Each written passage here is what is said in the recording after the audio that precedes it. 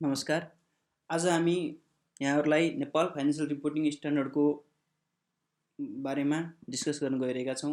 यस Nepal financial reporting स्ट्यान्डर्डभित्र पर्ने एउटा standard छ NS10 event after the reporting period, जुन चाहिँ यो करेन्ट कोरोना भाइरसको वर्ल्ड वाइड पेन्डेमिकको कारणले गर्दाखेरि पनि यो स्ट्यान्डर्ड चाहिँ हामीले बुझ्नु अथवा यसको बारेमा स्टडी गर्नु आवश्यक रहेको देखिन्छ। केही न केही रूपमा चाहिँ यो कन्डिसनले अहिलेको हाम्रो करेन्ट सिचुएसनले चाहिँ हाम्रो फाइनेन्सियल स्टेटमेन्टमा केही इम्प्याक्ट पर्न सक्ने हुनाले चाहिँ हामी यो स्ट्यान्डर्डको बारेमा चाहिँ डिस्कस गर्न गइरहेका छौँ। फर्स्ट अफ अल यो नेपाल फाइनेन्सियल रिपोर्टिङ स्ट्यान्डर्डभित्र रहेको जुन NS रहेको छ NS10 event after the reporting period, यो हाम्रो लागि चाहिँ आवश्यकता किन छ त, यसको मेन अब्जेक्टिभ चाहिँ के हो त भन्ने कुरामा चाहिँ हामी बुझ्नु आवश्यक छ। सुरुमा यसको मेन दुईवटा अब्जेक्टिभ रहेको छ। यसको मेन अब्जेक्टिभ भनेको त्यसमा के छ त भन्दाखेरि चाहिँ यसको इभेन्टहरूले त्यस्ता सर्टेन इभेन्टहरूले चाहिँ फाइनेन्सियल स्टेटमेन्टमा एडजस्ट गर्नुपर्ने हुनसक्छ र त्यस्तो एडजस्टमेन्ट चाहिँ कहिले गर्ने हाम्रो करेन्ट इयरको फाइनेन्सियल स्टेटमेन्टमा गर्ने कि नेक्स्ट इयरकोमा गर्ने, अथवा अर्को चाहिँ रहेको छ र हामीले चाहिँ डिस्क्लोज के गर्नुपर्ने त, यदि हामीले त्यो फाइनेन्सियल स्टेटमेन्टमा एडजस्ट गर्नु नपर्ने कन्डिसन आयो भने चाहिँ त्यसलाई हामीले डिस्क्लोज गर्नुपर्ने हुनसक्छ नोट्स टु एकाउन्टमा। त्यो नोट्स टु एकाउन्टमा चाहिँ डिस्क्लोज चाहिँ के कुरा चाहिँ हामीले नोट्स टु एकाउन्टमा डिस्क्लोज गर्नुपर्छ, जसको कारणले गर्दा चाहिँ हाम्रो फाइनेन्सियल स्टेटमेन्ट चाहिँ हामीले बनाउने फाइनेन्सियल स्टेटमेन्ट चाहिँ मेटेरियल कुराहरू चाहिँ नछुटोस् र इकोनोमिक डिसिजन मेकर जसले चाहिँ फाइनेन्सियल स्टेटमेन्टमा बेस रहेर चाहिँ इकोनोमिक डिसिजन गर्न सक्छ, उसलाई चाहिँ केही इम्प्याक्ट नपरोस्, इन्फ्लुएन्स नहोस् भन्नको लागि चाहिँ हामीले सर्टेन इभेन्टहरू त्यसको कारणले गर्दा फाइनेन्सियल स्टेटमेन्टमा पार्ने इम्प्याक्टलाई चाहिँ हामीले आइदर एडजस्ट गर्नुपर्ने हुनसक्छ अथवा डिस्क्लोज गर्नुपर्ने हुनसक्छ। त्यसको लागि चाहिँ मेजर दुईवटा रिजनको लागि चाहिँ हाम्रो यस NSको हामीले स्टडी गर्नुपर्ने अथवा यसको बारेमा जान्नुपर्ने चाहिँ आवश्यकता रहेको छ। अब हामी when should you consider event after the reporting period, अब यो event after the reporting period चाहिँ कन्सिडर गर्ने चाहिँ कहिले त भन्ने कुरामा चाहिँ हेर्छौँ। Event after the reporting period are those event, त्यस्तो इभेन्ट हो both favourable and unfavourable that occur between the end of the reporting period. हाम्रो जुन कुन कन्ट्री वाइज आफ्नो रिपोर्टिङ पिरियडको इन्ड हुन्छ अथवा फाइनेन्सियल इयरको इन्ड हुन्छ, त्यो end of the reporting period र date when the financial statement are authorise for issue, त्यो फाइनेन्सियल हामीले बनाएको फाइनेन्सियल स्टेटमेन्ट इस्यु गर्नको लागि चाहिँ अथोराइज गर्ने कुनै बडी हुनसक्छ, त्यसले कहिले इस्यु गर्न अथोराइज गर्छ, त्यो दुईवटा डेटको बिचमा हुने इभेन्टहरू आइदर त्यो फेभरेबल पनि हुनसक्छ अथवा अनफेभरेबल पनि हुनसक्छ इन टर्म्स अफ कम्पनी अथवा कुनै पनि इन्टिटीको टर्ममा चाहिँ यो फेभरेबल अथवा अनफेभरेबल दुइटै हुनसक्छ र त्यस्तो इभेन्टहरू चाहिँ अकर हुनु पर्यो जुन चाहिँ दुईवटा इम्पोर्टेन्ट पिरियडको बिचमा चाहिँ अकर भएको हुनु पर्यो। त्यो भने रिपोर्टिङ पिरियड र त्यो फाइनेन्सियल स्टेटमेन्ट चाहिँ इस्यु गर्न अथोराइज गरेको पिरियडलाई चाहिँ हामीले लिन सक्छौँ। त्यसलाई चाहिँ हामीले चाहिँ के भन्छौँ त भन्दाखेरि चाहिँ event after the reporting period, त्यो पिरियडलाई चाहिँ हामीले त्यस्तो इभेन्ट आफ्टर रिपोर्टिङ पिरियडको रूपमा बुझ्छौँ। So imagine that the end of यो रिपोर्टिङ पिरियड इज 16 जुलाई 2020 छ। मानौँ कि हाम्रो रिपोर्टिङ पिरियडको इन्ड अथवा फाइनेन्सियल पिरियडको इन्ड चाहिँ 16 जुलाई 2020 छ। यो भनेको चाहिँ हाम्रो नेपालको फिस्कल इयर आषाढीमा समाप्त हुन्छ, त्यसको इङ्ग्लिस डेट भनेको 16 जुलाई 15 अथवा 16 हुन्छ कहिलेकाहीँ, त्यसको 16 जुलाई 2020 हुनसक्छ र your accountant finish the accounting work on 16 August 2020 र हाम्रो रिपोर्टिङ पिरियडको इन्ड भनेको 16 जुलाई 2020 हो। जस्ट इमेजिन एन्ड हाम्रो त्यो कम्पनीको कुनै पनि सर्टेन कम्पनीको अकाउन्टेन्टले चाहिँ आफ्नो अकाउन्टिङ वर्कहरू चाहिँ उसले कम्प्लिट कहिले गर्यो त भन्दा 16 अगस्त 2020मा गर्यो, 1 महिनापछि चाहिँ गरे सिचुएसन रहेछ।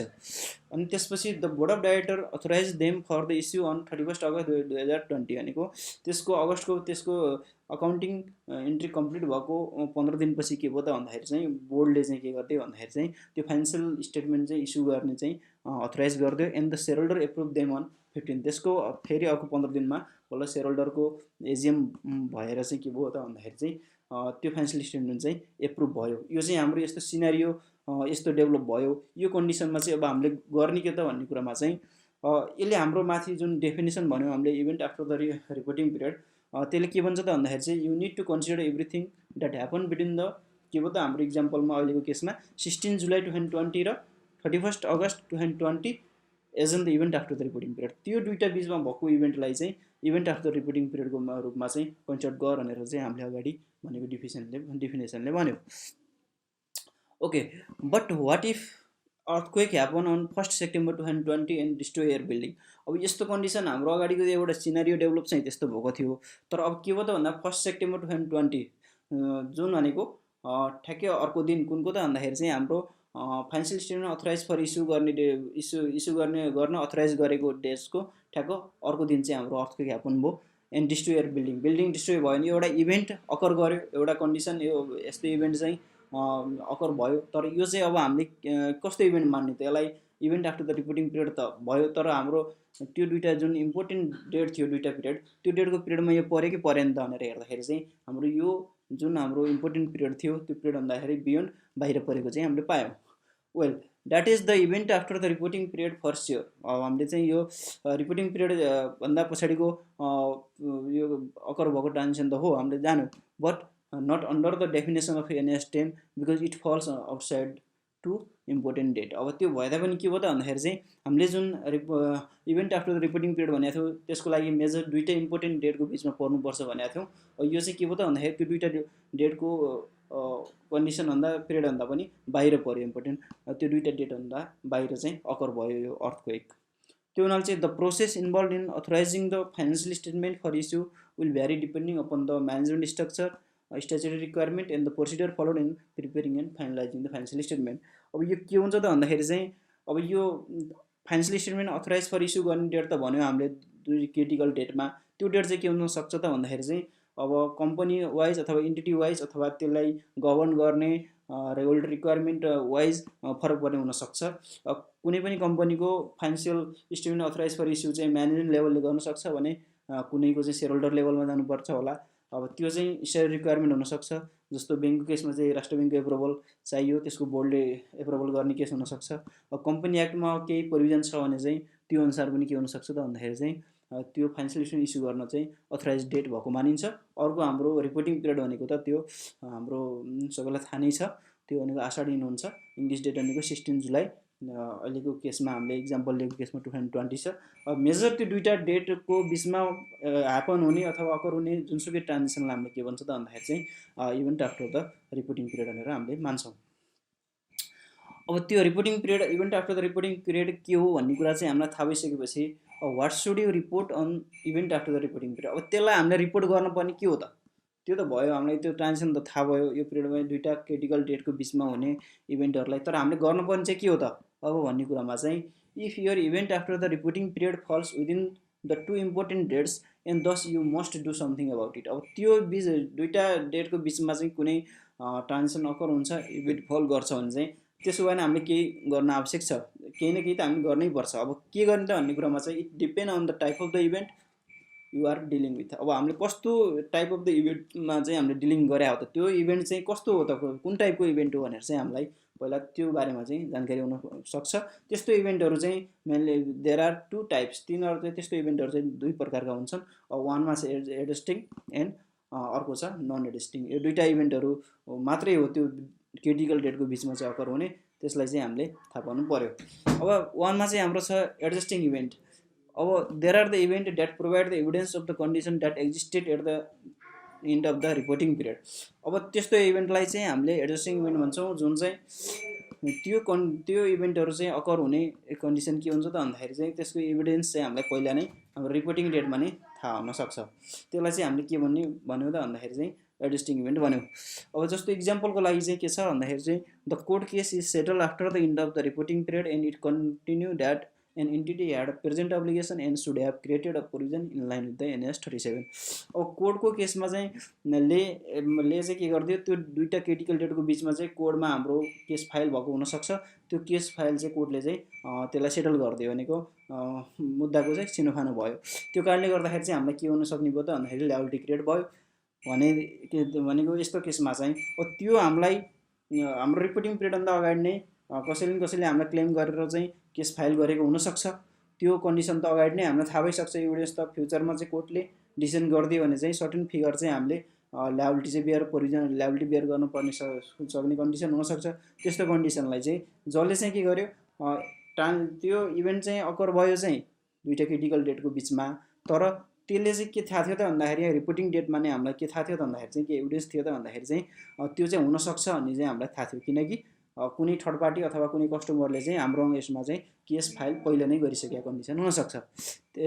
यसलाई चाहिँ हामी के भन्यौँ, एड्रेसिङ इभेन्ट भन्यौँ। त्यस्तै अर्को इक्जाम्पल हुनसक्छ ब्याङ्क्रप्टी अफ कस्टमर। अब हाम्रो कुनै एउटा कस्टमर थियो, हामीले क्रेडिटमा सेल्स गरेको थियो, त्यो ब्याड डेट भयो अथवा ब्याङ्क्रप्ट भयो, एउटा टाट पल्ट्यो भने after the end of the reporting period confirming that client impaired and the credit impaired भयो and effective credit loss should have been recognise in line with the IFRS 9 भन्छ। अब हामीले यस्तो कन्डिसनमा चाहिँ के भयो त भन्दाखेरि चाहिँ त्यो क्रिटिकल दुईवटा डेटको बिचमा चाहिँ हामीलाई थाहा भयो कि कस्टमर चाहिँ ब्याङ्क्रप्ट भयो। त्यस्तो कन्डिसनमा हामीले के गर्नु पऱ्यो त भन्दाखेरि चाहिँ इफेक्टिभ क्रेडिट लस क्यालकुलेट गर्नुपर्छ, जुन चाहिँ हाम्रो सेपरेट स्ट्यान्डर्ड छ IFRS 9।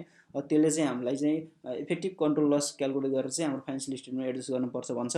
यसलाई पनि हामीले चाहिँ एडजस्टिङ इभेन्ट मान्न सक्छौँ, किनकि अब त्यो कस्टमर चाहिँ त्यो दुईवटा बिचमा ठ्याक्कै ब्याङ्क्रप्ट भएको चाहिँ त्यो दुईवटा क्रिटिकल डेटको बिचमा भयो भने त्यसले चाहिँ हाम्रो पहिला नै के छ, हाम्रो ड्यु एमाउन्ट त ड्यु नै हुनसक्छ, अथवा उसले लामो पिरियडसम्म चाहिँ हाम्रो ड्यु एमाउन्ट चाहिँ नतिरेको हुनसक्ने कन्डिसन हुनसक्छ। त्यो भएर चाहिँ हामीले के भन्छौँ, त्यो दुईवटा बेच त्यसलाई पनि हामी एडजस्टिङ इभेन्ट मान्न सक्छौँ। त्यस्तै अर्को इक्जाम्पल हामी लिन सक्छौँ sale of inventories after the end of the reporting period at below cost price suggesting that the inventories NRV was lower than their cost. अब यो कस्तो कन्डिसन हुनसक्छ त भन्दाखेरि चाहिँ हाम्रो फाइनेन्सियल स्टेटमेन्टमा हामीले इन्भेन्ट्रीलाई चाहिँ कस्ट अथवा net realise value whichever is लोवरमा हामीले एकाउन्टिङ गर्ने प्र्याक्टिस हुन्छ, हाम्रो अर्को स्ट्यान्डर्डले त्यही नै भन्छ। अब यो कन्डिसनमा के भयो त भन्दाखेरि चाहिँ हाम्रो रिपोर्टिङ पिरियडभन्दा पछि चाहिँ हाम्रो जुन इन्भेन्ट्रीमा रहेको सामानहरू छ त्यसको नेट रियलाइजल भ्यालु चाहिँ हाम्रो टोटल कस्ट त्यसको जुन सुरुको कस्ट छ त्योभन्दा पनि कम हुने कन्डिसन आयो भने चाहिँ त्यो त अब हामीलाई त्यो दुईवटा बिचमै भएको हो, तर इन्भेन्ट्री त हामीसँगै भएको हो, त्यसको घट्न सक्ने त हुनसक्छ। तर त्यो दुईवटा बिचमा यस्तो कन्डिसन आउँछ भने अथवा यस्तो कन्डिसन यो जुन हामीसँग भएको इन्भेन्ट्रीको नेट रियलाइज भ्यालु कम हुने भयो, हाम्रो जुन हामीले बुकमा रेकर्ड गरेको कस्टभन्दा भयो भने चाहिँ हामीले फाइनेन्सियल स्टेटमेन्टमा यसलाई पनि एडजस्टिङ इभेन्टको रूपमा मानेर चाहिँ के गर्नुपर्छ भन्दाखेरि चाहिँ फाइनेन्सियल स्टेटमेन्टमा एडजस्ट गरेर जानुपर्ने कन्डिसन आउँछ। त्यस्तै अर्को इक्जाम्पल हुनसक्छ प्रफिट सेयरिङ अथवा bonus payment determine after the end of the reporting period suggesting that there was a present obligation at the year end. अब के हुनसक्छ त भन्दाखेरि चाहिँ अब बोनस हामीले दिनुपर्छ भन्ने कुनै एउटा लको रिक्वायरमेन्ट होला अथवा अरू कुनै केही स्पेसिफिक रिक्वायरमेन्ट हुनसक्छ। हामीले चाहिँ प्रफिट सेयरिङ अथवा बोनस चाहिँ पेमेन्ट चाहिँ गर्नै पर्छ, तर त्यसको हामीले कति पेमेन्ट गर्ने अथवा कुन रेटमा अथवा कति एमाउन्ट चाहिँ हामीलाई स्पेसिफिक नहुन सक्छ जुन हाम्रो रिपोर्टिङ पिरियडमा। अब यो के भयो त भन्दाखेरि चाहिँ जुन रिपोर्टिङ पिरियड र जुन financial statement authorise for issue गर्ने पिरियड जुन दुईवटा क्रिटिकल डेटको बिचमा चाहिँ यो हामीलाई थाहा हो अथवा कसैले एप्रुभ गरिदियो, त्यो डिसिजन गर्ने लेभलले अथवा म्यानेजमेन्टले त्यो डिसिजन गरिदियो भने चाहिँ अब हामीले त्यसलाई चाहिँ के गर्नुपर्छ त भन्दाखेरि त्यो बिच दुईवटा पिरियडको बिचमा भएको तर हामीलाई अब्लिगेसन चाहिँ हामीलाई यो गर्नुपर्छ तिर्नुपर्छ भन्ने चाहिँ दायित्व के हुन्छ पहिला नै थाहा भएको, केही एभिडेन्स हामीलाई थाहा भएको हुनाले चाहिँ यसलाई एडजस्टिङ इभेन्ट मानेर चाहिँ हामीले के गर्नुपर्छ भन्दाखेरि फाइनेन्सियल स्टेटमेन्टमा एडजस्ट गरेर जानुपर्ने हुन्छ। त्यस्तै अर्को हुनसक्छ discovery of error or fraud showing that the financial statement are incorrect. अब दुईवटा जुन क्रिटिकल डेट छ त्यो डेटको बिचमा चाहिँ हामीलाई थाहा भयो कि हामीले प्रिपेयर गरेको फाइनेन्सियल स्टेटमेन्ट चाहिँ मा केही इरर अथवा फ्रडहरू छन् भने त्यसलाई चाहिँ हामीले त्यो financial statement authorise for issue हुनेभन्दा पहिला नै थाहा भएको हुनाले चाहिँ त्यसलाई हामीले एडजस्टिङ इभेन्ट मानेर चाहिँ हाम्रो फाइनेन्सियल स्टेटमेन्टमा एडजस्ट गरेर जानुपर्ने हुन्छ। अब त्यसपछि what to do with this event भन्ने कुरा आउँछ। अब हामीलाई थाहा त भयो कुन एडजस्टिङ इभेन्ट कुन नट एडजस्टिङ इभेन्ट, अब हामीले के गर्न सक्छौँ त त्यो इभेन्टलाई भन्ने कुरा आउँछ। त्यसमा चाहिँ के छ भन्दाखेरि चाहिँ यो स्ट्यान्डर्ड के भन्छ भन्दा in line with the NS 10.8 यो 10.8 प्याराग्राफमा भनेको छ you should adjust the amount recognise in your financial statement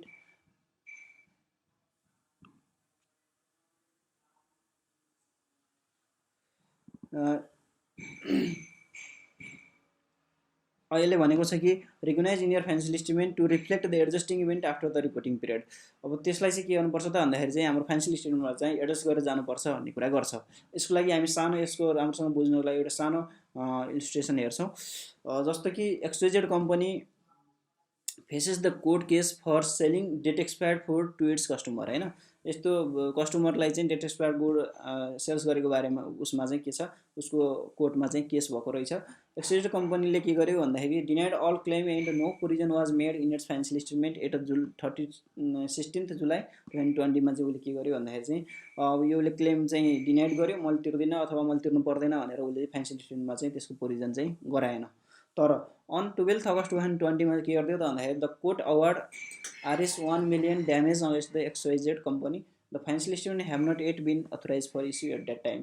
अब उसले त्यसको हाम्रो रिपोर्टिङ पिरियड पछि चाहिँ के भयो त भन्दाखेरि चाहिँ 12 अगस्त 2020मा चाहिँ कोर्टले चाहिँ डिसिजन गरिदियो कि 1 मिलियन बराबरको रकम चाहिँ उसलाई चाहिँ तिर्नुपर्ने कन्डिसन आयो भने चाहिँ, र त्यो डेटसम्म कोर्टले डिसिजन गर्ने डेटसम्म चाहिँ हाम्रो फाइनेन्सियल स्टेटमेन्ट इस्यु गर्नको चाहिँ अथोराइज भएको छैन भने त्यस्तो कन्डिसनमा therefore this adjusting event must be reflected in the financial statement at 16 July हाम्रो 2020मा जुन हामीले फाइनेन्सियल स्टेटमेन्ट बनाउँछौँ त्यो फाइनेन्सियल स्टेटमेन्टमा चाहिँ यो इभेन्टलाई चाहिँ हामीले फाइनेन्सियल स्टेटमेन्टमा एडजस्ट गर्नुपर्छ अथवा रिफ्लेक्ट हुनुपर्छ भन्ने कुरा छ।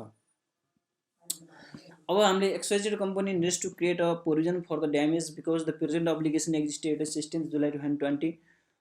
किनकि भन्दाखेरि चाहिँ उनीहरूले त्यो ड्यामेज चाहिँ उनीहरूको रिपोर्टिङ पिरियडभन्दा अगाडि नै उनीहरूलाई केही न केही एभिडेन्स छ त्यो ड्यामेजको बारेमा, उनीहरूलाई केही न केही ल्याबिलिटी तिर्नुपर्छ भन्ने हुनसक्छ। किनकि तिनीहरूले चाहिँ त्यो एक्सपायर्ड फुड चाहिँ के कहिले बेचेको छ त भन्दाखेरि चाहिँ त्यो हाम्रो रिपोर्टिङ पिरियडभन्दा अगाडि तिरेको भनेपछि उनीहरूलाई के थाहा हुनु पऱ्यो त भन्दाखेरि चाहिँ केही न केही प्रोभिजन ल्याबिलिटी चाहिँ फ्युचरमा हुनसक्छ भन्ने हुनु पऱ्यो।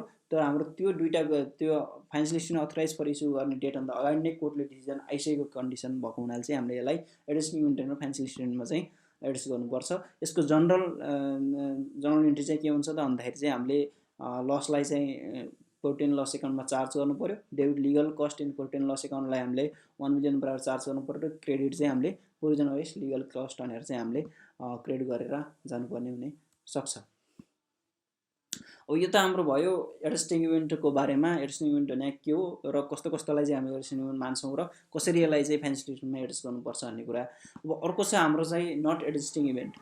नट एडजस्टिङ इभेन्ट भनेको पनि there are the event that are indicative of the condition that arose after the reporting period. जुन रिपोर्टिङ पिरियड पछि भएको कन्डिसन, त्यसपछि भएको कन्डिसनलाईमा अकर हुने जुन इभेन्टहरू छ त्यसलाई चाहिँ हामी नट एडजस्टिङ इभेन्ट भन्छौँ। जस्तो इक्जाम्पलको लागि decline in the fair value of the investment after the reporting period. जुन रिपोर्टिङ पिरियड छ त्यसपछि चाहिँ हाम्रो हाम्रो कम्पनीले कुनै सेकेन्डरी मार्केट अथवा कतैबाट सेयर पर्चेस गरेर रहेछ भने त्यो सेयरको चाहिँ भ्यालु चाहिँ घट्न सक्छ पछि, त्यो चाहिँ त्यो घट्न सक्छ भन्ने कुरा चाहिँ पहिले नै हामीलाई रिपोर्टिङ डेटभन्दा अगाडि नै हामीलाई केही एभिडेन्स थाहा हुँदैन। यो भने टोटल्ली रिपोर्टिङ पिरियडभन्दा पछि चाहिँ हुने इन्डिकेसन हुने कन्डिसन हो। त्यो हुनाले चाहिँ यसलाई हामीले नन एडजस्टिङ इभेन्टको रूपमा हेर्न सक्छौँ। जस्तो अर्को हुनसक्छ नेचुरल डिजास्टरहरू, वारहरू, पेन्डेमिकहरू भयो भने चाहिँ आफ्टर द रिपोर्टिङ पिरियडहरू पछि हुने यस्ता कन्डिसनहरू, यस्ता इभेन्टहरूलाई चाहिँ हामीले नट एडजस्टिङ भन्न सक्छौँ, जुनको ह्यापनिङ अथवा त्यस्तो एभिडेन्स चाहिँ हामीलाई रिपोर्टिङ पिरियडभन्दा अगाडि चाहिँ केही पनि हुँदैन। अब यस्तो भयो भने चाहिँ हामीले what to do with this event. त्यस्तो इभेन्ट छ भने चाहिँ हामीले के गर्नु पर्यो त भन्ने कुरामा चाहिँ यो स्ट्यान्डर्डले क्लियरली भनेको छ। In line with the NAS 10.10 you shall not adjust the amount recognise in your financial statement to reflect the not adjusting event after the reporting period. त्यस्ता कुराहरू नट एडजस्टिङ इभेन्टहरू छन् भने हामीले त्यसलाई चाहिँ हाम्रो फाइनेन्सियल स्टेटमेन्टमा एडजस्ट गरेर जाँदैनौँ अथवा गरेर जानु हुँदैन। अब instead in line with the NAS 10.21 हाम्रो प्याराग्राफ 10.21 मा भनेको छ you should disclose for each material category of not adjusting event after the reporting period. अब यो हाम्रो जुन नट एडजस्टिङ इभेन्ट छ त्यसको मेटेरियल इम्प्याक्ट चाहिँ मेटेरियल इभेन्टहरू छन् भने त्यसलाई चाहिँ हामीले के गर्नुपर्छ त भन्दाखेरि चाहिँ हाम्रो फाइनेन्सियल स्टेटमेन्टको नोट्स टु एकाउन्टमा चाहिँ हामीले के गर्नु पऱ्यो भन्दाखेरि चाहिँ त्यसलाई डिस्क्लोज गरेर जानु पऱ्यो। डिस्क्लोज गर्दाखेरि चाहिँ हामीले हेर्नुपर्छ दुईवटा कुरा हेर्नुपर्छ मेजर। एउटा छ the nature of the event, त्यो कस्तो टाइपको कुन नेचरको चाहिँ इभेन्ट हो, र estimate of its financial effect, यसको फाइनेन्सियल इम्प्याक्ट चाहिँ के हुनसक्छ, यसको इफेक्ट चाहिँ के हुनसक्छ, त्यो कुरा दुईवटा, त्यसको कुन नेचरको इभेन्ट हो र त्यसको फाइनेन्सियल इम्प्याक्ट चाहिँ के हुनसक्छ, त्यसको इस्टिमेट कस्तो हुनसक्छ, त्यो कुरा चाहिँ हामीले नोट्स टु एकाउन्टमा चाहिँ क्लियरली खुलाउनु पर्ने हुनसक्छ।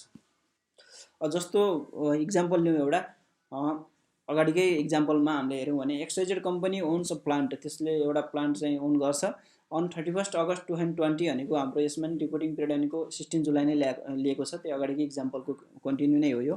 31 अगस्त 2020 मा चाहिँ huge earthquake in the area of destroyed the plant भनेको त्यसमा पनि के हो भन्दा 31 अगस्तमा भनेको हाम्रो रिपोर्टिङ पिरियड सकिएको 15 दिनपछि चाहिँ ह्युज अर्थक्वेक आयो र त्यसले चाहिँ हाम्रो सबै फिक्स एसेट्सहरू चाहिँ डिस्ट्रोय गर्यो। यस्तो condition the financial statement for the year ended हामीले 16 जुलाई 2020 मा हामीले बनाइरहेछौँ। अब त्यस्तो कन्डिसनमा चाहिँ financial statement for the year ended 16 July 2020 have not been at authorise for issue by the management at that time of earthquake. अब यो कन्डिसनमा के छ त भन्दाखेरि चाहिँ यो अर्थक्वेक आउने पिरियडसम्म पनि फाइनेन्सियल स्टेटमेन्ट चाहिँ इस्यु गर्न अथोराइज भइसकेको छैन भन्ने कन्डिसनमा XYZ should not adjust the number in the financial statement. Financial स्टेटमेन्टमा चाहिँ हामीले अब एडजस्ट गर्नु भएन, त्यसको इम्प्याक्टलाई चाहिँ फाइनेन्सियल स्टेटमेन्टमा असर गर्दैनौँ, किनकि यो अर्थक्वेक भनेको चाहिँ नट ए डेस्टिनी इभेन्ट हो जुन चाहिँ हाम्रो रिपोर्टिङ पिरियडभन्दा पछाडि अकर हुन्छ। त्यसले चाहिँ हामीलाई पहिला नै आउँछु अथवा भने आउँदैन अथवा केही एभिडेन्स चाहिँ छोडे आउँदैन जुन रिपोर्टिङ पिरियडभन्दा अगाडि। त्यस्तो condition state XYZ disclose this event and its financial effect in the notes to the financial स्टेटमेन्टमा चाहिँ हामीले नोट्स फाइनेन्सियल स्टेटमेन्टको हामीले नोट्स बनाउँछौँ। त्यसमा चाहिँ यसको इभेन्टको नेचर के कस्तो नेचरको इभेन्ट हो र त्यसको फाइनेन्सियल इफेक्ट के हुनसक्छ भन्ने कुरा चाहिँ हामीले डिस्क्लोज गरिदिन्छौँ। त्यस्तै अब हामी dividend after the reporting period. अब रिपोर्टिङ पिरियड हाम्रो जुन छ त्योभन्दा पछाडि चाहिँ डिक्लेयर हुने डिभिडेन्डहरूको केसमा चाहिँ के हुनुहुन्छ त भनेर चाहिँ यो स्ट्यान्डर्डले चाहिँ क्लियरली भनिदिएको छ। This standard NAS 10 specially says in para 12 मा भनेको छ यो कुरा that the dividend declared after the reporting period are not reported as a liability at the end of the reporting period. हामीले जुन रिपोर्टिङ पिरियडभन्दा पछि डिक्लेयर हुने अथवा एप्रुभ हुने हाम्रो डिक्लेयर भएको चाहिँ डिभिडेन्डको केस हुनसक्छ। त्यस्तो इभेन्टहरू चाहिँ हामीले यसलाई नट रेजिस्टिङ इभेन्ट मान्छौँ र त्यसलाई चाहिँ यो करेन्ट फाइनेन्सियल स्टेटमेन्टमा चाहिँ एड्स गरेर जाँदैनौँ। In other words you need to treat them like the not resisting event. जुन अगाडि हामीले हेऱ्यौँ नट रेजिस्टिङ इभेन्टको इक्जाम्पलहरू हेऱ्यौँ त्यस्तै रूपमा चाहिँ हामीले यसलाई ट्रिट गरेर चाहिँ जानुपर्ने हुन्छ भनेको छ यसले। Let's say that in August 2020 XYZ company declare dividend in total amount 1 lakh from the profit of fiscal year 19-20बाट चाहिँ के भयो त भन्दाखेरि चाहिँ 1 लाख रुपियाँको डिभिडेन्ड डिक्लेयर गर्यो कहिले अगस्तमा मात्रै। तर हाम्रो रिपोर्टिङ पिरियडको एन्ड कहिले त भन्दाखेरि चाहिँ 16 जुलाई हो भनेपछि हाम्रो यो चाहिँ के भयो त भन्दाखेरि चाहिँ यसलाई नट एडिसनको इभेन्टको रूपमा मानेर चाहिँ हामीले यसलाई फाइनेन्सियल स्टेटमेन्टमा हाम्रो ल्याबिलिटी बुक गर्न पाइएन। यसलाई के गर्नु पर्यो त भन्दाखेरि चाहिँ the dividend liability is recognise when the share holder right to receive them has been establish भएको कन्डिसनमा मात्रै हामीले यसलाई ल्याबिलिटी बुक गर्ने हो। Supposedly in August 2020 but before closing of the accounting period. त्यसलाई मानेपछि चाहिँ यो के हो त भन्दाखेरि चाहिँ यदि उसले चाहिँ अगस्तमा डिभिडेन्ड डिक्लेयर गर्छ भने त्यो रिपोर्टिङ पिरियडभन्दा पछाडि पऱ्यो र यसलाई चाहिँ हामीले चाहिँ नोट्री एकाउन्टमा डिस्क्लोज गरेर मात्र जान सक्यौँ, यसलाई चाहिँ ल्याबिलिटी बुक गरेर जान सकेनौँ हाम्रो करेन्ट इयरको फाइनेन्सियल स्टेटमेन्टमा। त्यस्तै हाम्रो NAS 10 को रिलेसन भनेको गोइङ कन्सर्नमा पनि छ। गोइङ कन्सर्नसँग यसको रिलेसन कस्तो हुन्छ त भन्ने कुरा छ। यसले चाहिँ अलि राम्रै इम्प्याक्ट पर्ने भएको हुनाले चाहिँ हामीले यो NAS 10.14 प्याराग्राफले भन्छ कि that you should not prepare your financial statement as on a going concern basis if the measurement remind after the reporting period either that. अब यसले के भन्छ त भन्दाखेरि चाहिँ फाइनेन्सियल स्टेटमेन्ट प्रिपेयर गर्दाखेरि चाहिँ गोइङ कन्सर्न बेसिसमा प्रिपेयर गर्नु हुँदैन। यदि के भन्छ त भन्दाखेरि चाहिँ it intend to liquidate the entity. अब के त भन्दाखेरि चाहिँ म्यानेजमेन्टको इन्टेन्ट चाहिँ के छ त भन्दाखेरि कम्पनी बन्द गर्ने लिक्विडेट गर्ने इन्टिटीलाई चाहिँ लिक्विडेट गर्ने उसको इन्टेन्ट छ भने चाहिँ यो फाइनेन्सियल स्टेटमेन्ट चाहिँ के गोइङ कन्सर्न बेसिसमा चाहिँ बनाउनु हुँदैन भन्छ। अथवा it intent to cease trading भनेको कुनै कारोबार गरिरहेछ भने उसले कारोबारै अब गर्नु छोड्ने उसको इन्टेन्सन छ भने पनि म्यानेजमेन्ट इन्टेन्सन छ भने पनि हामीले यसलाई चाहिँ के मान्न सक्दैनौँ त भन्दाखेरि चाहिँ गोइङ कन्सर्न बेसिसमा हामीले फाइनेन्सियल स्टेटमेन्ट बनाउन हुँदैन भन्छ।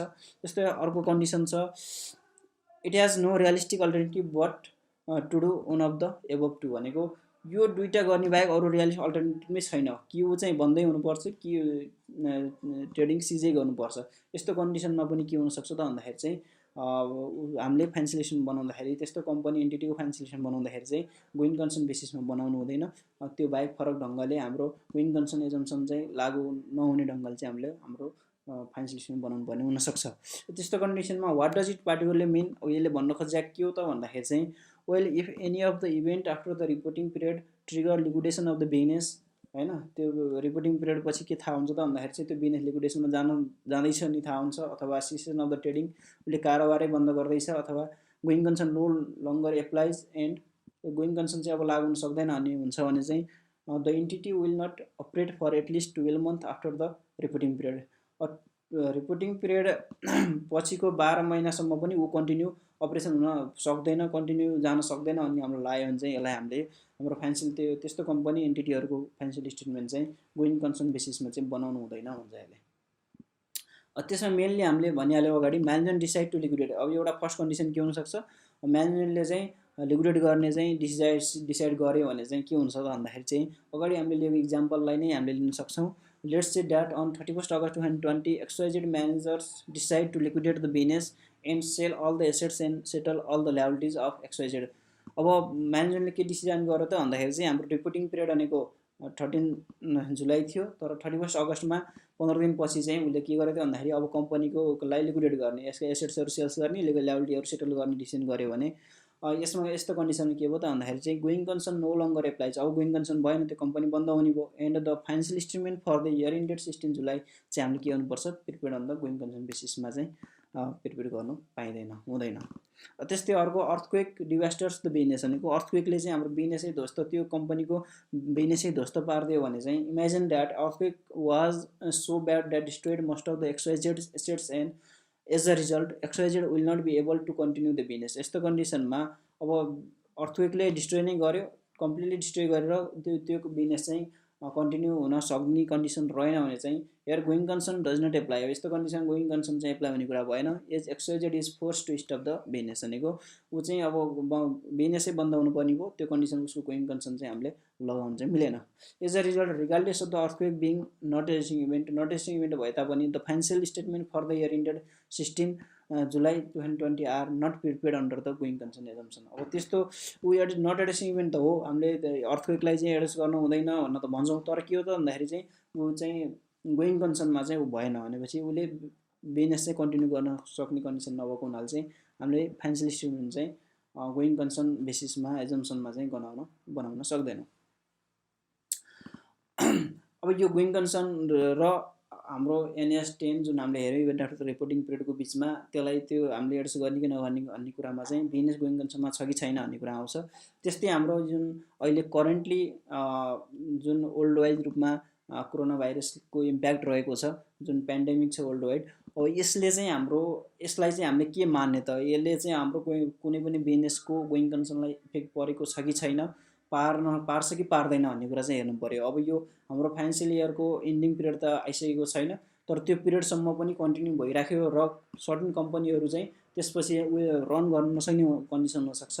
त्यो कन्डिसनमा चाहिँ हामीले अब कम्पनीहरू गोइङ कन्सर्न बेसिसमा फाइनेन्सियल स्टेटमेन्ट बनाउन सक्षम छन् कि छैनन् त्यो चाहिँ हेर्नुपर्ने हुनसक्छ। If the impact of the major on your business resulting is so severe that your business will not survive हुन नसक्ने गरेर यसले असर गर्यो भने यो हाम्रो जुन कोरोना भाइरस पेन्डेमिक छ त्यसले, then the going concern no longer applies and you should not prepare the financial statement under the going concern assumption. त्यस्तो हामीले चाहिँ त्यसलाई के गर्नु पर्छ भन्दाखेरि चाहिँ टेस्ट गर्नु पर्यो, अथवा म्यानेजमेन्टले चाहिँ त्यो डिसाइड गर्नु पर्यो कि हाम्रो बिजनेस अब नेक्स्ट 12 मन्थभन्दा बढी चाहिँ जान सक्छ कि सक्दैन, चलाउन सक्छौँ कि सक्दैनौँ, त्यो कन्डिसन हेरेर मात्रै गोइङ कन्सर्नको एजम्सनलाई कन्सिडर गरेर आइदर त्यो गोइङ कन्सर्न बेसिसमा गर्नु पर्यो, यदि जान सक्छ भने, यदि जान सक्दैन त्यो क्लोज डाउन हुन्छ भन्ने भयो भने चाहिँ त्यो फाइनेन्सियल स्टेटमेन्टहरू चाहिँ गोइङ कन्सर्न एजम्सनमा बनाउन सकिँदैन।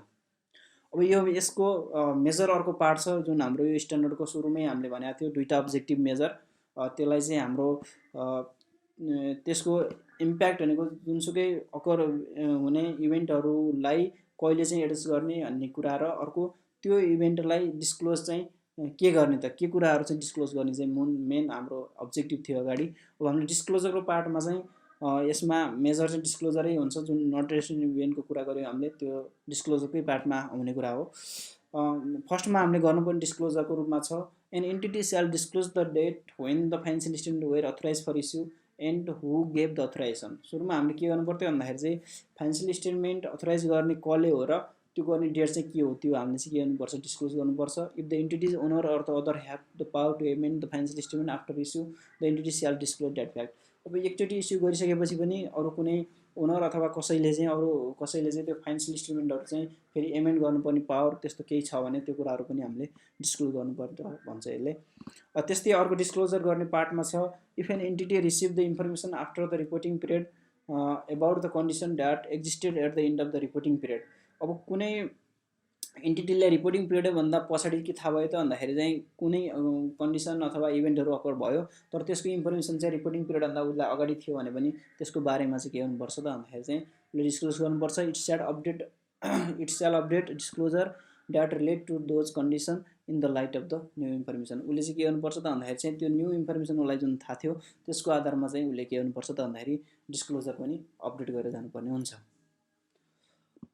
अर्को हाम्रो यो डिस्क्लोजरको पार्टमै छ, if not adjusting event after the reporting period are material. जुन नट एडजस्टिङ इभेन्टहरू छ हामीले फाइनेन्सियल इन्स्ट्रुमेन्ट एडजस्ट गरेर जाँदैनौँ त्यस्ता इभेन्टहरू यदि मेटेरियल छन् भने नन डिस्क्लोजर अथवा non disclosure could influence the economic decision that user make on the basis of the financial instrument. त्यो फाइनेन्सियल हामीले बनाउने फाइनेन्सियल इन्स्ट्रुमेन्टको बेसमा कसैले चाहिँ इकोनोमिक डिसिजन लिन्छ र त्यो उसको इकोनोमिक डिसिजनमा इन्फ्लुएन्स गर्छ यदि हामीले त्यो डिस्क्लोज गरेन भने त्यस्तो इभेन्टहरू छन् भने त्यसलाई चाहिँ के गर्नुपर्छ त भन्दाखेरि चाहिँ डिस्क्लोजरको पार्टमा राखेर जानुपर्ने हुन्छ।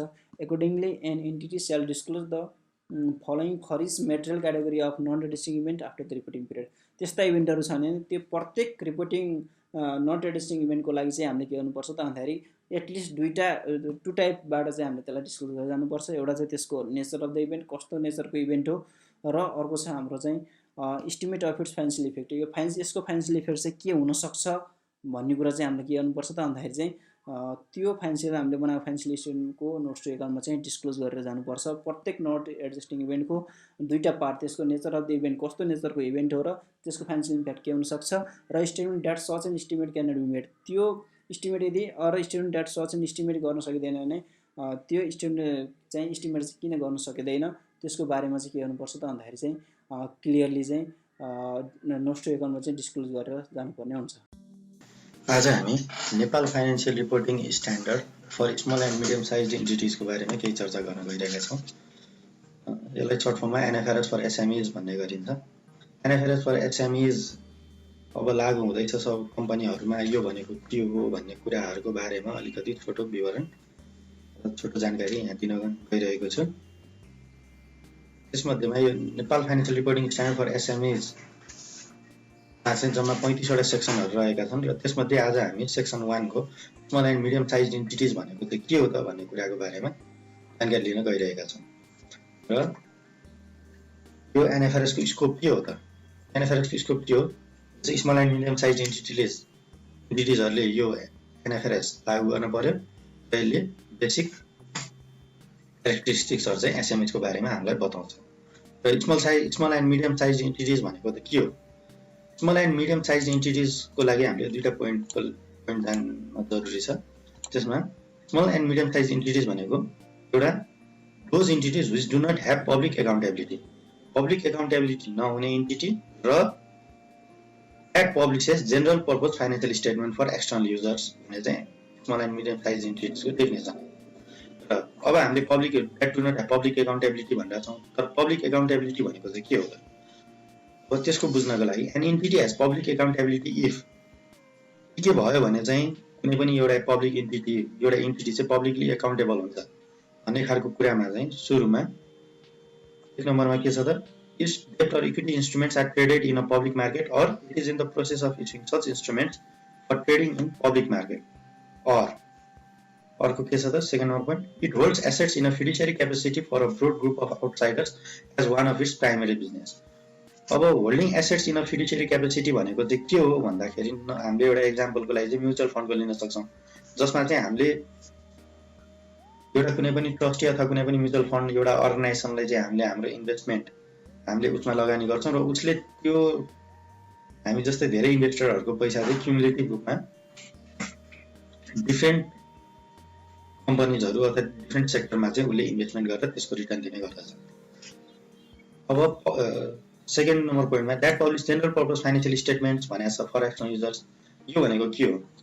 जेनरल पर्पज फाइनेन्सियल स्टेटमेन्ट भनेको चाहिँ त्यस्तो फाइनेन्सियल स्टेटमेन्ट जुन चाहिँ जेनरली पब्लिस गरिन्छ, जसमा कुनै पनि एउटा एक्सटर्नल युजर अथवा कुनै पनि स्पेसिफिक युजरको लागि बनाइएको हुँदैन। यो चाहिँ जेनरली सबैको लागि एउटै खालको फाइनेन्सियल स्टेटमेन्ट प्रिपेयर गरेको हुन्छ। भनेको छुट्टा छुट्टै फाइनेन्सियल स्टेटमेन्ट कहिलेकाहीँ ओनरलाई जुन टाइपको उसलाई सर्टेन बेसिक कुराहरू चाहिने होला अथवा एक्सटर्नल एजेन्सिजहरूलाई डिफ्रेन्ट सेक्टरहरूमा उनीहरू इन्ट्रेस्ट हुनसक्छ, त्यसको मात्रै स्पेसिफिक रिपोर्टहरू फाइनेन्सियल रिपोर्टहरू माग्छ। तर त्यस्तो टाइपको रिपोर्ट इस्यु नगर्ने टाइपको कम्पनीहरू भन्ने कुराहरू बुझिन्छ। अब फर्दर क्ल्यारिफिकेसनमा अब हामीले के कुराहरू बुझ्दै जान्छौँ, एनएफआरएस लाउने, यो एनएफआरएस फर एसएमई लाग्छ लाग्दैन, के को लागि कसलाई लाउने कसलाई नलाउने भन्ने कुराहरू अब यसको बारेमा छोटो जानकारी लिउँ। सुरुमा के छ त, some entities may also hold assets in a fiduciary capacity for a broad group of outsiders because they hold and manage financial resources entrusted to them by clients, customers or members not involved in the management of the entity।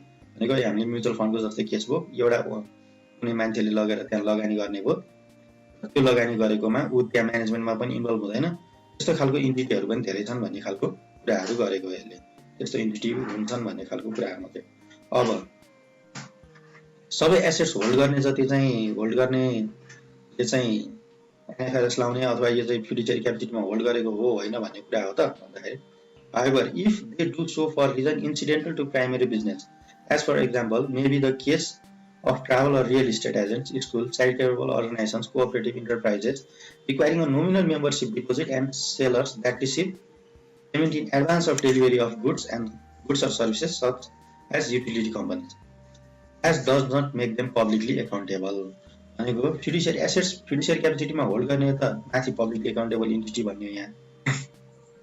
तर जुन चाहिँ primary बिजनेसको लागि कुनै डिपोजिटहरू लिएर bank ग्यारेन्टीहरू लिएर अथवा कुनै पनि खालको एमाउन्टहरू लिएर चाहिँ हामीले त्यो बिजनेस त्यसको मेन फोकस चाहिँ बिजनेसको प्राइमेरी बिजनेससँग रिलेटेड खालको कुनै कामको लागि हामीले त्यस्तो लिएको छौँ भने त्यस्तो खालको एसेट्सहरू हामीले होल्ड गरेका छौँ भने त्यो त्यस्तो एसेट्स होल्ड गर्दैमा चाहिँ पब्लिकली एकाउन्टेबल हुन्छ भन्ने खालको कुराहरू भयो।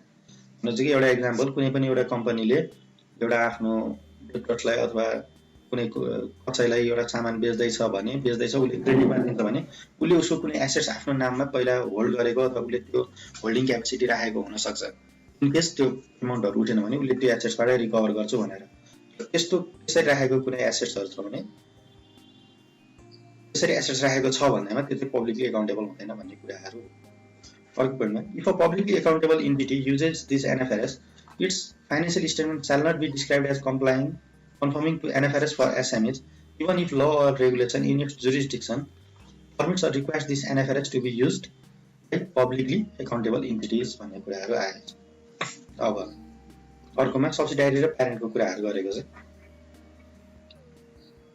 or subsidiary whose parent uses full NFRS or that is part of a consolidated group that uses full NFRS is not prohibited from using this NFRS in its own financial statement if that subsidiary by itself does not have public accountability। भनेको कुनै पनि एउटा subsidiary company छ, subsidiary कम्पनीको प्यारेन्टले चाहिँ फुल NFRS लागेको छ, उसको ग्रुपमा चाहिँ ग्रुप कन्सोलिडेटेड फाइनेन्सियल स्टेटमेन्टमा चाहिँ एनएफआरएस लागेको छ भने उसको आफ्नो इन्डिभिजुअल एसेसमेन्ट गर्दाखेरि चाहिँ ऊ फुल एनएफआरएस लाउन नपर्ने र ऊ एसएमई को क्याटेगोरीमा पर्छ भने उसले एनएफआरएस फर एसएमई चाहिँ युज गर्न पर्छ भन्ने खालको कुराहरू भयो। यो डिएचसिआरआई बियो डिस्क्राइब भन्ने कुराहरू रह्यो यसमा। र एनएफआरएस लाउनलाई उसले एउटा मात्र प्रोभिजन कम्प्लाई गरेर हुँदैन, सबै प्रोभिजनहरू चाहिँ एनएफआरएस फर एसएमई यो 2017 जुन छ यसको सबै प्रोभिजनहरू कम्प्लाई गरेको हुनुपर्ने छ। अब अर्कोमा जाउँ। Parent entity including the ultimate parent or any intermediate parent assesses its eligibility to use the NFRS for SMEs in its separate financial statement on the basis of its own status without considering whether the group entities have or the group as a whole has public accountability। अहिले केसहरू भयो यसमा कुनै पनि एउटा parent entity छ जसले चाहिँ NFRS for SMEs लागेको छ सेपरेट फाइनेन्शियल स्टेटमेन्ट्स भने त्यो ग्रुपलाई लाग्छ कि लाग्दैन भन्ने कुराहरू जान्नु पर्ने, आफ्नो सेल्फ एउटा इन्डिभिजुअल एन्टिटीको सेल्फ एसेसमेन्ट गर्नु पर्यो भन्ने खालको कुराहरू भयो।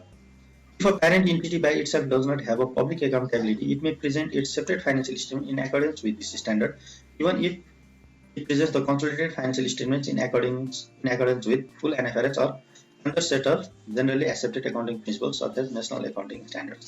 भनेको कुनै पनि इन्टिटी आफैमा चाहिँ पब्लिकली एकाउन्टेबल छैन भने उसले उसको ग्रुपले गरोस् अथवा उसको प्यारेन्टले गरोस् त्यो केही पनि सरोकार नराख्ने उसले आफैले चाहिँ एनएफआरएस फर एचएमई चाहिँ प्रेजेन्ट गर्न सक्छ आफ्नो लागि भन्ने। Any financial statement prepared in accordance with NFRS for SME shall be clearly distinguished from financial statements prepared in accordance with other requirements। यो स्टेटमेन्ट चाहिँ NFRS for SMEs अथवा यो financial statement NFRS for SMEs लागेरै बनेको हो भन्ने खालको कुराहरू clearly distinguish हुन पर्यो। त्यो युज गरेको छ कि छैन भन्ने टर्महरू चाहिँ कहीँ रिफ्लेक्ट हुन पर्यो।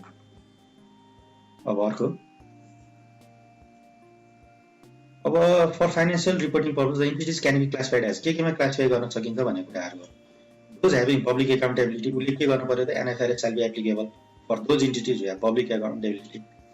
त्यसपछि सेकेन्ड नम्बरमा those not having public accountability उसले के लाउनु पर्यो NFRS for HME shall be applicable. अर्को त्यसपछि those not having public accountability other than HME, HME भन्दा अरू हो उसँग पब्लिक एकाउन्टेबिलिटी पनि छैन भने उसले माइक्रो इन्टिटीजको accounting guideline for micro entities applicable हुन्छ उसलाई। त्यो चाहिँ उसले कन्सिस्टेन्ट बेसिसमा युज गर्नुपर्छ भन्ने खालको कुराहरू। अब who have public accountability, public accountability भनिरहेको छ अघिदेखि हामीले पब्लिक एकाउन्टेबिलिटी डेफिनेसनदेखि नै पब्लिक एकाउन्टेबिलिटीको कुराहरू आइरहेको छ। अब अलिकति पब्लिक एकाउन्टेबिलिटीको बारेमा अलिकति डिटेलमा कुराहरू के हो त, कुन पर्छ भन्ने कुराहरू। एक नम्बरमा के छ त whose debt or equity instrument are traded in public or it is in the process of using such instruments except listed microfinance not having economic significance। Economic significance भन्ने कुराहरू अहिले हामीले यहाँ सेकेन्डरी अहिले हामीले यहाँ डिस्क्राइब गर्छौँ। इकोनोमिक सिग्निफिकेन्समा के पर्छ त्यसले चाहिँ पब्लिक इन्टिटी अथवा कुनै पनि एउटा पब्लिक एकाउन्टेबल भएको इन्टिटीलाई चाहिँ इन्टिटी हुनलाई चाहिँ के इकोनोमिक सिग्निफिकेन्सहरू चाहिन्छ, इकोनोमिक इन्डिकेटर्सहरू के हुन् भन्ने कुराहरू अहिले हामी डिस्कस गर्छौँ। अर्को सेकेन्डमा it holds assets in a fiduciary capacity for a broad group of outsider as one of its primary business भन्ने कुराहरू आयो। यो दुईवटा डेफिनेसन हामीले small size entity small and medium size इन्टिटीजको बारेमा भन्यो, तर उनीहरूको चाहिँ ट्रेड भएको छैन भन्ने कुरा हो। यहाँ चाहिँ जसको ट्रेड भएको छ पब्लिकली इक्विटी इन्स्ट्रुमेन्ट डेप्ट अर इक्विटी इन्स्ट्रुमेन्ट कसैको पब्लिकली इस्यु भएको छ अथवा इस्यु गर्ने प्रोसेसमा छ भने त्यसमा पब्लिक एकाउन्टेबल भयो। र अर्को एसेट्स चाहिँ फिडुसियरी क्यापेसिटीमा होल्ड गरेको छ भने कुन इन्टिटीहरूले चाहिँ फिडुसियरी क्यापेसिटीमा एसेट्स होल्ड गरेको छ यिनीहरू चाहिँ पब्लिकली एकाउन्टेबल डाइरेक्टली भयो। Banks, credit unions, insurance company, security dealers and mutual funds, investment banks except micro finance and cooperatives not having economic significance फाइनेन्समा। भनेपछि त्यसपछि ब्याङ्क अफ भन्ने बित्तिकै के भयो एनएफआरएस फुल एनएफआरएस लाउन पर्यो किनभने ऊ पब्लिक एकाउन्टेबल इन्टिटिज भयो डाइरेक्ट। अब त्यस्तै गरी अरू केमा छ पेन्सन एन्ड रिटायरमेन्ट फन्ड्सहरू पनि सबै पब्लिकली एकाउन्टेबल भयो। अर्को पोइन्टमा के छ त government business enterprises GBEs public entities established under special act not preparing the financial statement under NPSS। NPSS भनेको Nepal public sector accounting standard use नगर्ने कुनै पनि गभर्मेन्ट बिजनेस इन्टिटिजहरू छ भने उसले चाहिँ ऊ पनि पब्लिकली एकाउन्टेबल हुन्छ र उसले आफ्नो फाइनेन्शियल स्टेटमेन्ट फुल एनएफआरएसमा प्रिपेयर गर्नुपर्ने हुन्छ। अब इन्टिटिज ह्याभिङ इकोनोमिक सिग्निफिकेन्सको कुराहरू हामीले गऱ्यौँ। अब के कसलाई चाहिँ पब्लिकली एकाउन्टेबल हुने फुल एनएफआरएस लाउनु पर्यो र फुल एनएफआरएस हुनलाई इकोनोमिक इन्डिकेटरहरू के हुन्छ। एउटा borrowing from banks or financial institutions or public funds or from entities holding assets in a fiduciary capacity of Nepalese rupees 500 million or Nepali rupees 50 crore. 50 crore र 50 करोड भन्दा बढी लोन कुनै पनि इन्टिटीले लिएको छ भने त्यो पब्लिक एकाउन्टेबिलिटी भएको इन्टिटी हुने भयो। अर्को स्टेटमेन्ट अफ फाइनेन्सियल पोजिसन भनेको जुनलाई हामीले ब्यालेन्स सिट भनेर बुझिरहेका हुन्छौँ उसको ब्यालेन्स सिटको टोटल चाहिँ एसेट्स र लायबिलिटी सेट अफ नगरिकनको टोटल चाहिँ 1 अर्ब छ अथवा 1000 मिलियन छ अथवा त्योभन्दा बढी छ भने त्यो पनि पब्लिकली एकाउन्टेबल भयो। अब those entities employing more than 300 employees including workers in an average भनेको 300 अथवा 300 भन्दा बढी अर भन्ने कुरा 300 भन्दा बढी इम्प्लोइ कसैले पनि कुनै पनि इन्टिटीमा छन् त्यो पनि पब्लिकली एकाउन्टेबल इन्टिटी भयो। त्यसपछि एनुअल टर्नओभर रेभेन्यू चाहिँ 1 अर्ब भनेको 4 मिलियन भयो भने अथवा त्योभन्दा बढी भयो भने त्यो पनि के भयो त पब्लिकली एकाउन्टेबल इन्टिटी भयो। अर्को holding assets in a fiduciary capacity in excess of 500 million 50 crore भन्दा बढी एसेट्स होल्ड गर्ने कुनै पनि इन्टिटीहरू छ भने त्यो पनि पब्लिकली एकाउन्टेबल इन्टिटी भयो। भनेपछि पब्लिक एकाउन्टेबिलिटी भने के कुराहरू हुँदो रहेछन् भन्ने कुराहरू बुझ्यो। भनेको फर्स्टमा के भयो, जसको डेब्ट र इक्विटी इन्स्ट्रुमेन्ट पब्लिक मार्केटमा ट्रेड भइरहेछ अथवा ट्रेड हुने प्रक्रियामा छ। सेकेन्डमा एसेट्स होल्ड गर्ने फिडुसियरी क्यापेसिटीमा। त्यसपछि गभर्मेन्ट बिजनेस इन्टरप्राइजेस जीबी जसले चाहिँ एनपिएचएस युज गर्दैन। त्यसपछि इन्टिटीज ह्याभिङ इकोनोमिक सिग्निफिकेन्स। त्यसपछि अब हामी जाउँ, not having public accountability and falling under SME definition are required to prepare the statements, to prepare financial statements under NFRS for SMEs. NFRS for SMEs मा अनुसारले उनीहरूले फाइनेन्सियल स्टेटमेन्ट प्रिपेयर गर्न पर्ने भयो। त्यसपछि not having public accountability and other than SMEs are micro entities. यसलाई हामीले micro इन्टिटीज भन्ने टर्म भन्छौँ। यसको लागि हामी अब पछि माइक्रो इन्टिटीजको बारेमा आएको एनएचहरू अथवा एनएफआरएसहरू जे छ त्यसको बारेमा पनि फर्दर अरू भिडियोहरूमा डिस्कस गर्नेछौँ।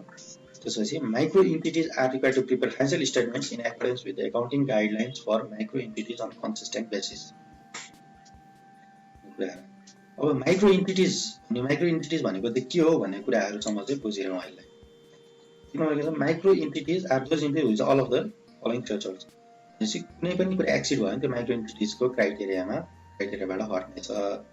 फर्स्टमा के छ त, माइक्रो इन्टिटीज हुनलाई क्राइटेरिया के हो? अहिले हामी किन भएन, अहिले हामी स्मल एन्ड मिडियम साइज इन्टिटीजको बारेमा कुरा गर्दैछौँ। त्यसपछि सुरुमा हामीले पब्लिक एकाउन्टेबल इन्टिटीजहरू के हुन्छ भनेर पब्लिक एकाउन्टेबल इन्टिटीजको बारेमा भन्यो। एउटा यो हायर स्ल्याब भयो। त्यसपछि अब माइक्रो इन्टिटीजको बारेमा बुझ्दैछौँ, यो लोवर स्ल्याब भयो र यो दुईटाको बिचमा पर्ने चाहिँ small and medium size entities हो भन्ने कुराहरू बुझ्न पर्यो। फर्स्टमा annual turnover revenue of entity is 100 million or less, भनेको 10 करोड अथवा त्योभन्दा कम टर्नओभर भएको इन्टिटी माइक्रो इन्टिटी हुने भयो। त्यसपछि ब्याङ्क अर फाइनेन्सियल इन्स्टिट्युसनबाट 5 करोड अथवा त्योभन्दा कम लोन लिएको इन्टिटी पनि माइक्रो इन्टिटी हुने भयो। त्यस्तै गरी ब्यालेन्स सिटको टोटल जुनमा चाहिँ हामीले करेन्ट लायबिलिटिज र करेन्ट एसेट्सलाई नेट अफ नगरिकन गरेको टोटल फिगर चाहिँ 10 करोड वा त्योभन्दा कम 100 million अर लेस भएको इन्टिटी पनि माइक्रो इन्टिटीमा पर्ने भयो। त्यस्तै गरेर holding assets in a fiduciary capacity of 5 crore or less भनेको चाहिँ 5 करोड अथवा 50 मिलियनमा दुईटै कुरा एउटै हो।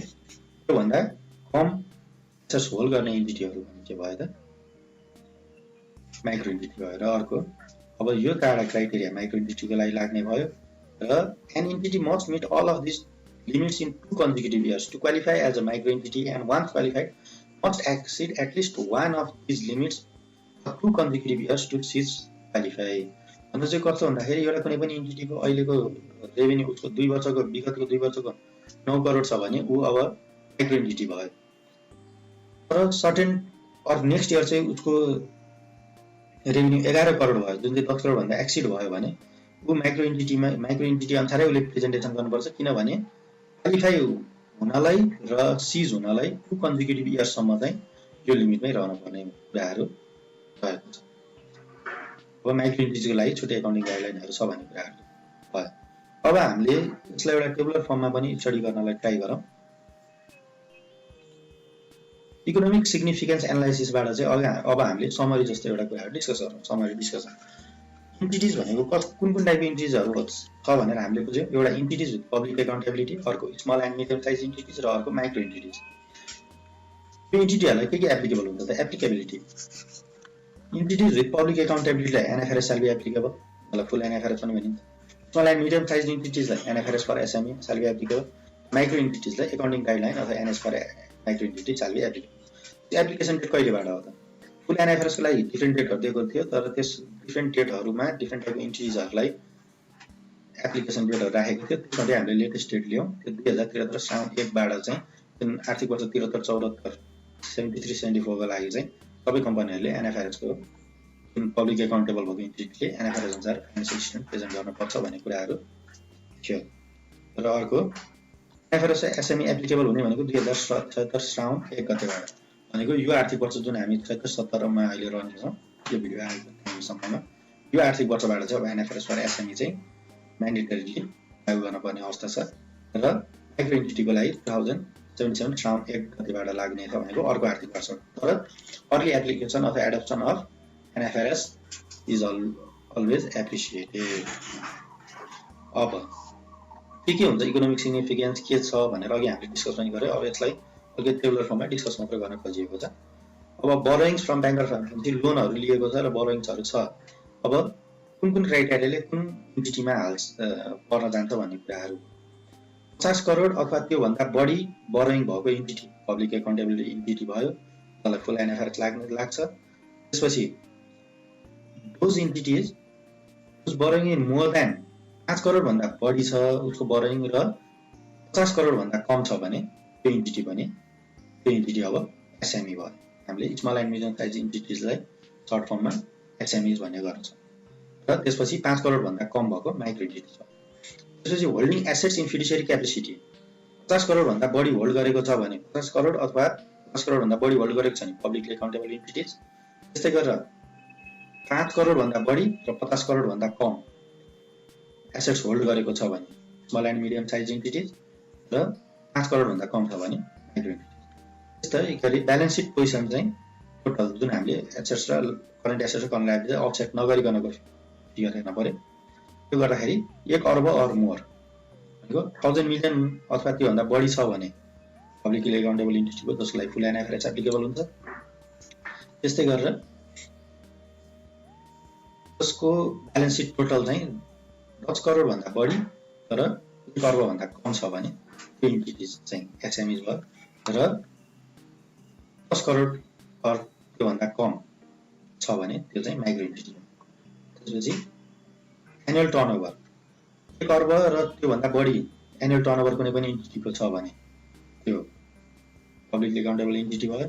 त्यस्तै गरेर 10 करोडभन्दा बढी 1 अर्बभन्दा कम कुनै पनि इन्टिटीको रेभेन्यू छ भने त्यो स्मल एन्ड मिडियम साइज इन्टिटिजमा भयो र त्यसपछि 10 करोड अथवा त्योभन्दा कम कुनै पनि इन्टिटीको रेभेन्यू छ भने त्यो माइक्रो इन्टिटीमा पर्यो। त्यसपछि number of employees more than 300 300 जनाभन्दा बढी कामदारहरू कुनै पनि एउटा इन्टिटीमा छ भने त्यो public accountability entities with public accountability भन्छ हामीले, त्यसमा पर्छ र यसले फुल एनएफआरएस लाउनु पर्ने केस रहेको छ यसलाई। र नम्बर अफ इम्प्लोइजको criteria small and medium size entities र माइक्रो इन्टिटिजको केसमा दिएको छैन, यसको लागि कुनै पनि क्राइटेरिया राखेको छैन। अब यसरी हामीले इकोनोमिक सिग्निफिकेन्स भनेको के हो र यसले मेजर डिटरमाइन फ्याक्टर भनेको एनएफआरएस लाउने कि नलाउने हामी कुन इन्टिटीमा पर्छौँ भन्ने कुराको लागि बेसिक एउटा इकोनोमिक सिग्निफिकेन्स एनालाइसिस गरिएको थियो र यसबाट चाहिँ हामी कुन इन्टिटी हो भनेर आफूले एनालाइज गर्न सक्छौँ। र यति भन्दै आजको यो सेसनलाई यहीँ बन्द गर्न गइरहेको छु।